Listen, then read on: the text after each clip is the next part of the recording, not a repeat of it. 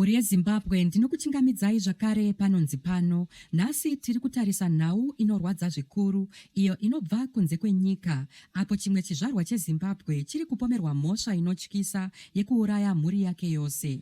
Ndapota musakanganwawo kusubscribe, kufollowa nekulaikawo vhidhiyo rino kuitira kuti mashoko aya asvike kure. Nyika yose yadedera mushure mekunge mitumbi yemhuri yaNdodana Mkhanyisi Tshuma, uyo anozivikanwawo nezita rekuti Mark. Mhuri iyi yasangana nerufu rwenzira inoshungurudza mumba mavo. Imba iyi inodhura zviuru zvemadhora mamiliyoni 1.3 million pounds muGreat Denham, Bedford kuUnited Kingdom.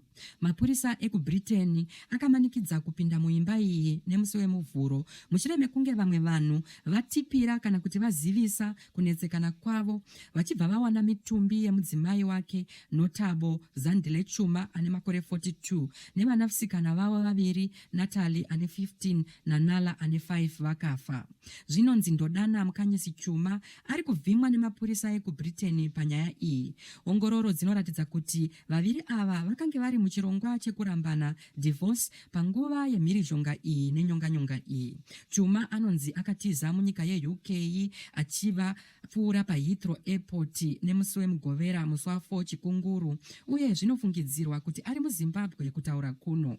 Mapurisa ari kukumbira vanhu vose vane mashoko anogona kubatsira kuti vazivise, uye vari kukurudzira Tshuma kuti azvipire kumapurisa.